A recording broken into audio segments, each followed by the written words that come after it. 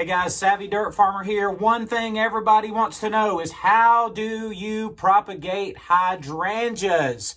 Well, here we are on a 12-degree day, another cold, snowy day in West Tennessee. And you might be thinking, why in the world would we be talking about propagating hydrangeas in the dead of winter? Well, that's what I want to show you today, is the very easiest way to propagate hydrangeas. In particular today, Limelight Hydrangeas, a gorgeous addition to your landscape, to your nursery, to share with a friend. I want to take a moment today to show you exactly how to do that in a very, very easy way. So come along with me and let's head outside. Okay guys, here you can see I've stepped outside. It's snowing just a little bit. Looking for a little more later this afternoon, but this is actually a Limelight hydrangea that I've pruned back really hard, actually for the purpose of taking cuttings. And along this fence here, I have a couple more of them. And I'm gonna take my clippers here and just take one of these long branches and show you how to make a cutting appropriate for propagating these beautiful plants. So guys, I'm going to get down here tight into the screen so you can see exactly what I'm doing, but I'm just going to take one of these limbs here, a twig here, I'm going to just give it a cut right above one of these leaf nodes. Take my clippers and just snip it. We're going to take this back into the barn and I'll show you what to do with it. And now back in from outside, I'm going to show you how to take that cutting and propagate it and turn it into more hydrangeas. Now, here is the hydrangea cutting from outside. You can obviously see the big flower head on it from last year. And I'm just going to take my clippers and clean that up a little bit. So we'll just cut these off of here. And listen, some of the stems of your hydrangea may not have a flower on them, and it doesn't make any difference. I almost just assume it didn't, then I wouldn't have to deal with all of this cutting and cleaning all of this off. But as long as you've got a good stem, just when I say good, I mean just that it looks healthy, that is from last year's growth. And when I say last year's growth, this is winter, and I mean the previous summer's growth. As long as you have a stem from that period of growth, it'll be fine. And I'm just going to come up in here and, I'll just cut that off about right there. So what I'm left with now is just a little stick. Now, you can see this is in sections kind of based on where the leaf nodes are. So you'd have leaves coming out there, there, there, and there. And for the purposes of this video, we're going to turn this into 1, 2, 3, maybe even 4 cuttings. So your node and everything below it until the next cutting, or I'm sorry, until the next bud break can become a cutting. So I'm going to take my clippers and come right above this node here. This is the stem this way, heading toward, in other words, this is the way it would grow. This is down this way, and this is up this way, the way it grows. So you take the end facing down, and that we'll call that the bottom of your cutting. And you're going to come right above that bud break and just cut that right there. And that little tiny thing there will be your cutting that you're going to make your next Limelight hydrangea from. So we're going to take that, and remember, the bud break faces up. You take that same stem cutting off of that hydrangea and you just cut it again right there. There you go. Same thing. Now you have a second potential Limelight hydrangea in that little bitty cutting. And again, you just do the same thing here. You take that one, you make a cutting, and then you've got your tip cutting here.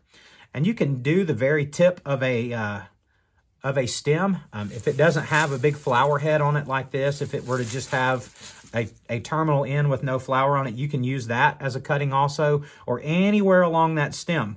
The one that I brought in from outside, I brought in a stick, maybe it was 6 or 8 inches long, but the whole length of that, I could take the whole length of that, and I will at a later date. You could take the whole length of that cutting all the way down to where the new growth started last season and take cutting after cutting after cutting after cutting. So there's probably 10 to 15 more of these still out in the yard that I will take at a later date. Just doing this today for illustration purposes only. So I'm going to lay those aside. And I actually have a couple of little containers here. Look, all these are the bottom of a Coke bottle. Nothing too elaborate here. You don't want to over complicate this process. And I just have 2 of these here that I'm going to work with today. But I'm going to take these and just fill them up with potting soil. I have just a little sample of my potting soil here. And whatever you use for your potting soil is fine as long as it is well draining. Mine contains a lot of pine bark, which contributes to excellent drainage in potting soil. There's other stuff in there. Some of it I know what it is, some of it I don't. We'll deal with that topic at a later date as well. And I'm just going to take a couple of these and fill them up. And when I say fill them up, I mean pretty well fill them up. Just kind of compact it just a little, not tight. No reason to get it overly tight. And set my potting soil aside, and I'm going to take these little tiny cuttings. Remember the cuttings that I just cut. This end went to the ground. This end goes towards the top where the flower would be on the plant.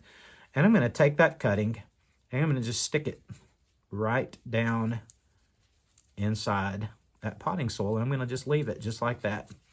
And the bud break that I showed you, where those leaves come out, where they came out last year at least, it's just above soil line. You don't want to bury that. You want it to be just above your soil line, just about like that. And I'm going to take a second one and do the same thing. So I'll just take that cutting. I'm going to just stick it right down in there. You can punch a hole in that with a screwdriver or a stick or something if you'd like to make a hole to stick that down in, and just kind of very gently pack that around that cutting, just so that bud break is just above the soil level. And then you just need to take some water, and you need to, just putting this here to catch the water excess, but you just need to water that thing in really good. So there you have it. I mean, I'm flooding it. And I've got holes cut in the bottom of this so it will drain out. You can see it starting, to drain out there. And it's just water, just dripping through. Just give it a good soaking. It settles that potting soil in. You can push that cutting down a little bit more if you like, but that's not all that important. Same thing here. Just go and give it a good soaking. Just let that potting soil, let that water work its way through that potting soil. Make sure that cutting is down in there, but so the bud break is right at soil level, or maybe a 1/4 inch above soil level. It's really not that important. And that is actually all there is to this step. You take the cuttings from last year's growth, you stick them in potting soil in any kind of container you can think of, and I'll show you other containers as we go here in other videos, but I'm just using these for an example.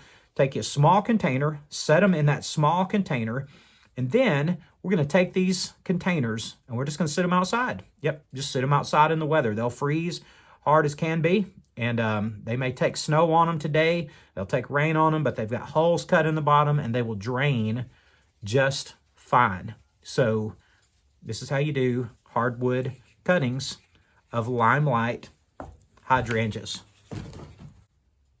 And when I say hardwood cuttings, what I really mean is dormant wood. Wood that physically feels hard when you touch it. It's not real pliable.